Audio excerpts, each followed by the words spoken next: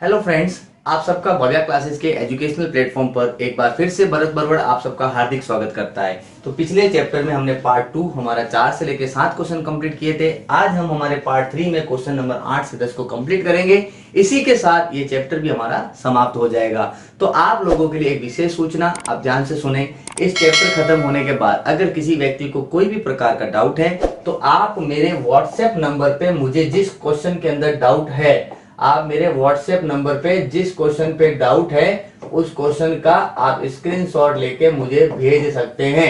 उसके अलावा जब आपके डाउट दूर हो जाएं सबके, तो नेक्स्ट मंडे मैं आपका एक टेस्ट ऑर्गेनाइज करूंगा जिसके आंसर्स आपको मुझे करके मेरे व्हाट्सएप नंबर पे अपनी पीडीएफ सेंड करनी है। तो अब बढ़ते हैं हमारे अगले प्रश्नों में। क्या कहता है देखें क्या बोल रहा है। यदि ए और बी क्रमशः का मतलब क्या हुआ, ये आपका ए है, ये आपका क्या है, ए है, और ये आपका बी है। क्रमशः बिंदु हो तो बिंदु पी के निर्देशांक ज्ञात करो ताकि एपी 3/4 AB, यानी क्या हुआ पता है, ये आपका ए बी है और इसने बोला और पी रेखाखंड ए पर स्थित है, ये स्थित है पी।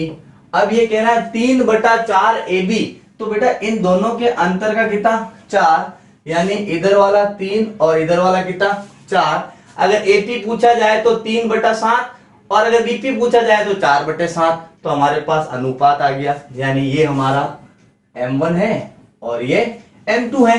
या x1 y1 तो पहले से दे रखा है, ये x1 y1 x2 y2। अब हमें बिंदु के निर्देशांक ज्ञात करने हैं, तो कोई बड़ी बात नहीं, अब हम कर सकते हैं।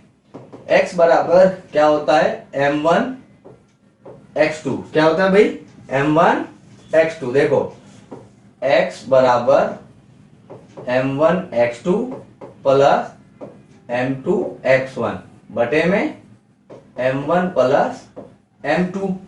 और अगर y का मान निकालना है तो M1 y2 M2 y1 बटे में M1 प्लस M2। ये हमारे मान हुए।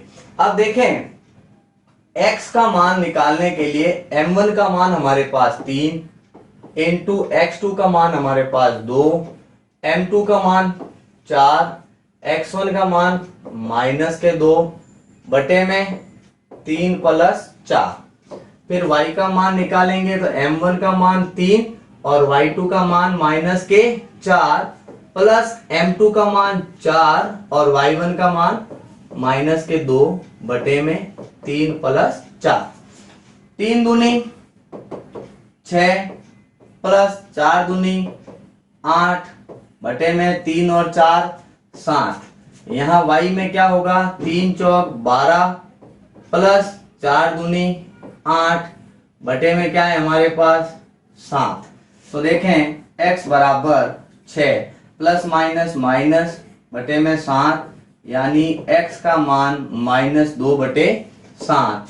यहाँ y का मान निकालेंगे -12 प्लस माइनस के 8 बटे में 7, यानी y का मान आएगा -20 बटे 7। आपसे x और y के मान ज्ञात करने के लिए बोला था, जो हमने विभाजन के सूत्र से ज्ञात किए। इसी प्रकार हम हमारा अगले प्रश्न करेंगे। उससे पहले आप इसका स्क्रीनशॉट ले लीजिए और इस क्वेश्चन को बहुत अच्छे से करना, ये इंपॉर्टेंट है। बच्चे यहाँ पे कंफ्यूज हो जाते हैं कि 3/4 का क्या करना है। तो देखें अगला प्रश्न क्या कहता है।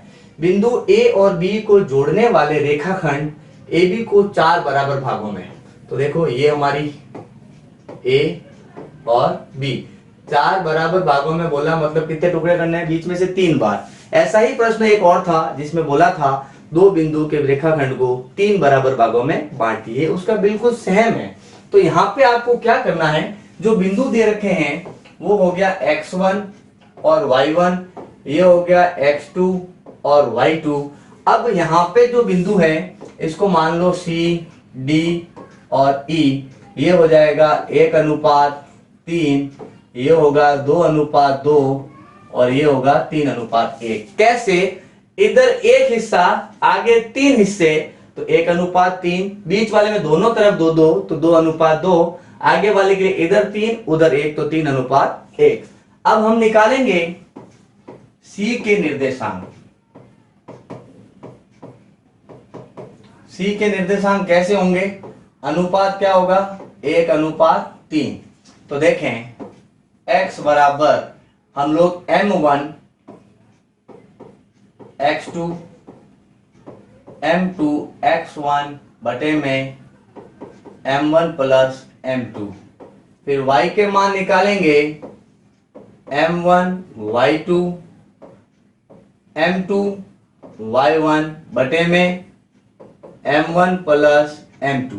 तो देखें x का मान निकालने के लिए m1 है 1 इंटू x2 का मान 2 प्लस m2 का मान 3 और x1 का मान -2 बटे में क्या रहा 1 प्लस 3, यानी x का मान 2 एकम 2, 3 दूनी 6 प्लस माइनस 3 और 1 कितने हो गए 4। तो x का मान इसमें से इसको माइनस किया 4/4, यानी x का मान आपके पास कितना आएगा -1। अब हम y को सॉल्व करते हैं। m1 का मान 1 है इंटू y2 का मान 8 है प्लस m2 का मान आपके पास 3 है और y1 का मान आपके पास 2 है बटे में 1 प्लस 3। तो y का मान 8 एकम 8, फिर प्लस 3 दूनी 6 बटे में 4, यानी y का मान 8 और 6 14/4, यानी y का मान 7/2। कैसे, 2 के पाड़े से हमने इसको काट दिया। तो ये हमारे x और y के मान आए C बिंदु के लिए। अब हम निकालेंगे हमारे D के निर्देशांक। अब D के निर्देशांक क्या होंगे, तो उसके लिए आपका रेशियो है 2:2। तो x का मान पहले हम इस बिंदु में रखेंगे, तो 2 इंटू x2 यानी 2 प्लस फिर से 2 x1 का मान -2 बटे में क्या 2 प्लस 2, यानी 2 दूनी 4 प्लस 2 दूनी 4। तो यहाँ पे आप डायरेक्टली क्या कर सकते हैं, देखें 2 दूनी 4 प्लस माइनस बटे में 2 और 2 4, यानी x का मान 0/4, यानी x का मान कितना 0। उसी प्रकार से y का मान निकाल लेंगे, m1 का मान 2 इंटू y2 का मान 8 प्लस m2 का मान 2 इंटू y1 का मान आपके पास 2 बटे में 2 प्लस 2, यानी y का मान 8 दूनी 16 प्लस 2 दूनी 4 बटे में भी 4, यानी y का मान 20/4, यानी 4 पंजे 20। ये आपके C बिंदु के लिए D बिंदु के लिए x और y के मान हमने ज्ञात किए। इसी प्रकार अभी हमारे पास E के निर्देशांक ज्ञात करने हैं। तो E के लिए आपका रेशियो होगा 3:1। तो अब हमारे जब x का वैल्यू ज्ञात करेंगे, तो m1 का मान 3, x2 का मान 2 प्लस m2 का मान 1, x1 का मान -2 बटे में क्या होगा 3 प्लस 1, यानी 3 दूनी 6 प्लस माइनस 2 एकम 2 बटे में 4। तो x का मान कितना आया 4/4, काट दिया तो क्या हुआ 1। तो ये आया x का मान। ऐसे ही हम हमारे y का मान भी ज्ञात करेंगे, जो होता है m1 y2। तो m1 तो हमारे पास 3 है और y2 का मान हमारे पास 8 है, फिर m2 का मान आपके पास कितना है 1 और y1 का मान आपके पास है 2 बटे में 3 प्लस 1। तो देखें y बराबर 3 8 24, 2 एकम 2 बटे में 4। तो y बराबर 24 और 2 हो गए 26 बटे में 4। तो 2 के पाड़े से काट देंगे तो आपके पास आंसर आ जाएगा कितना 13/2 और यहाँ पे 1। तो हमने हमारे तीनों बिंदुओं के निर्देशांक इस फॉर्मूले से ज्ञात किए। इसी प्रकार हम अगला प्रश्न भी करेंगे। इसमें हमारा मेन फॉर्मूला क्या था, विभाजन का सूत्र, और उसके अंदर हमने इसके मान रखे और हमारे आंसर प्राप्त हुए। तो बढ़ते हैं हम अगले प्रश्न में, जो कि हमारे इस प्रश्नावली का अंतिम प्रश्न है।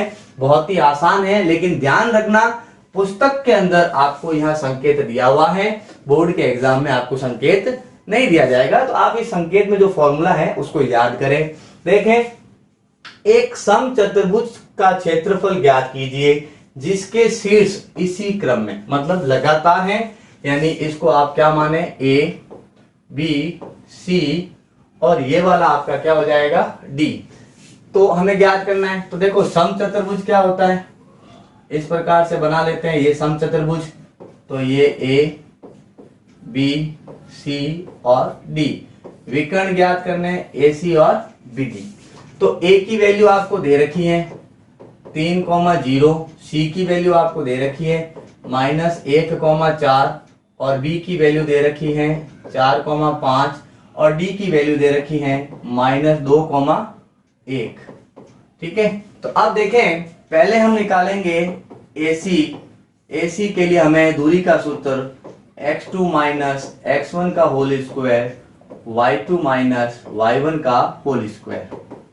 तो देखें AC के लिए x2 का मान है आपके पास -1, फिर सूत्र का माइनस, फिर x1 का मान है आपके पास 3 स्क्वायर, y2 का मान है आपके पास 4 और y1 का मान है 0।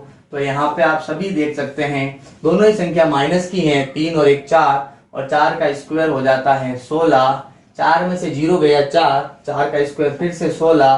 तो यहाँ पे हम लिख सकते हैं 32 को हम कैसे लिख सकते हैं, तो 32 को हम लोग लिख सकते हैं 4 × 4 × 2, 4 चौक 16, 16 दूनी 32। तो 4 बाहर आ गया और 2 अंदर रह गया। तो इस तरह से हमारे पास इसका मान आया। अब हम निकालेंगे BD का दूसरा विकर्ण।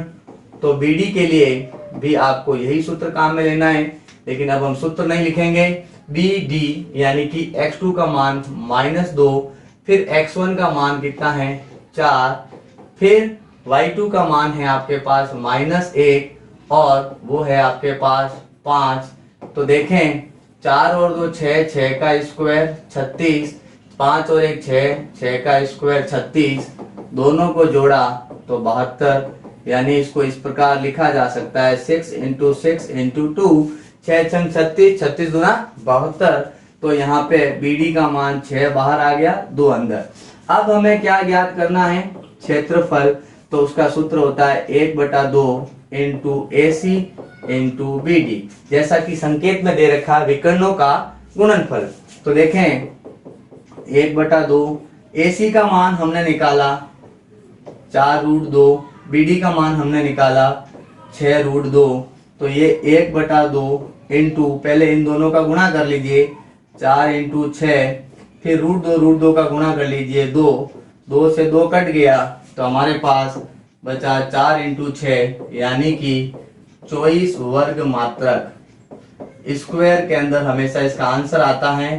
तो इस प्रकार हमने हमारा ये प्रश्नावली को समाप्त किया। उम्मीद करता हूं आप सबको समझ में आई होगी। अपने दोस्तों के साथ इसको शेयर कीजिए, लाइक कीजिए और हमारे चैनल को सब्सक्राइब कीजिए। बहुत जल्द मिलेंगे हम आपको अगले लेक्चर में एक नई प्रश्नावली के साथ। देखते हैं वो अगली प्रश्नावली क्या है। अगर आपको किसी भी प्रकार का कोई डाउट हो तो आपको मैंने आज मेरे व्हाट्सएप नंबर दिए हैं, उस पर आप मुझे कमेंट्स कर सकते हैं, मुझे बता सकते हैं। तब तक के लिए आप प्रैक्टिस कीजिए। अगर कोई डाउट हो तो आपको बताया वैसे ही मेरे से पूछिए। मिलेंगे बहुत जल्द अगली क्लास में। तब तक जय हिंद, जय भारत।